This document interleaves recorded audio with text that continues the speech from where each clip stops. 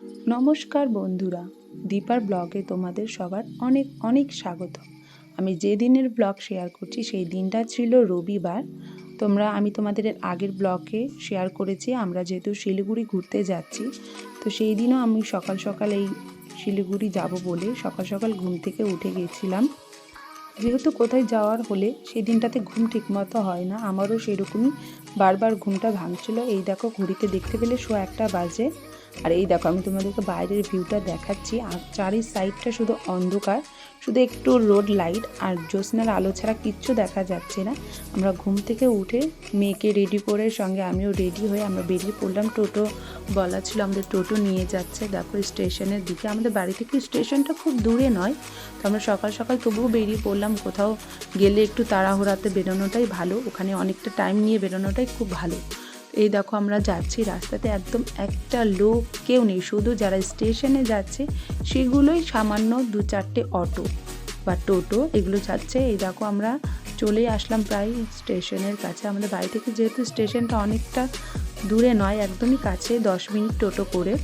প্রথমে আমরা স্টেশনে এসে আমরা প্রথমে টিকিট কেটে নিলাম, তারপর আমরা প্ল্যাটফর্মে ঢুকছি। এদিকে দেখো আমার মেয়ের অনেকটাই ঘুম পাচ্ছে, কারণ ও সকাল সকাল আজ উঠেছে, ঠিকমতো ওর ঘুমটা হয়নি।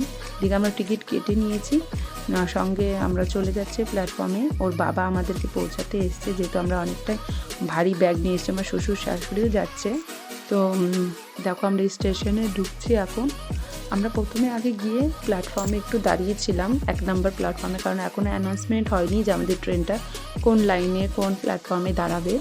তো এখানে এসে আমরা দেখো একটু ভিডিও শ্যুট করে নিয়েছি কৌশানীর, কারণ তোমরা অনেকেই ভিডিওটা হয়তো দেখেই নিয়েছো।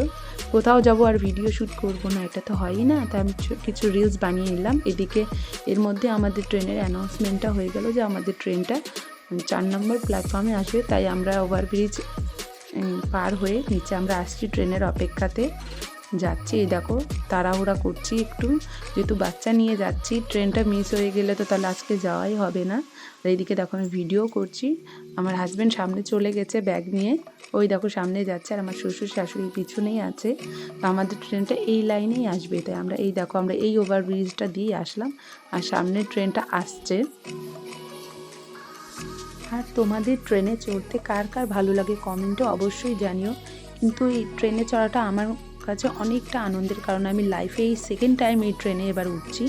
সেটা আমি বিয়ের পরে একবার গিয়েছি আমার হাজব্যান্ডের সঙ্গে কোচবিহার ঘুরতে, আর এটা আমার সেকেন্ড টাইম। কিন্তু আমার কৌশানী হওয়ার পরে কৌশানীটা ফার্স্ট টাইম ট্রেনে যাচ্ছে, তো ওর এক্সাইটমেন্টটা একটু বেশিই ছিল। এই দেখো কথা বলতে বলতে আমাদের ট্রেনটা প্রায় লাইনে চলে এসছে, যেহেতু স্টেশনে এখন থামবে তাই স্লোটা মানে ট্রেনের গতিটা অনেকটাই স্লো হয়ে গেছে। এদিকে আমরা তাড়াহুড়া করছি যে কোন বগিতে উঠবো, সামনে যেহেতু জেনারেল ছিল পিছনেও ছিল, তো আমরা সামনের দিকেরটাই ওঠার চেষ্টা করছি। এবার দেখো আমরা ট্রেনে উঠে গেছি, এই দেখো কৌশানী, এই দেখো, আর ওইদিকে ওর বাবা দাঁড়িয়ে আছে যেহেতু আমাদের পৌঁছে দিয়ে। তো কৌশানী ওর বাবাকে দেখে টাটা করছে, সঙ্গে ওর বাবাও একটু মন খারাপ করছিল। ওর বাবা চলে যাওয়ার পরে মানে ট্রেনটা ছেড়ে দেওয়ার পরে কৌশানী অনেক কান্না করছিল।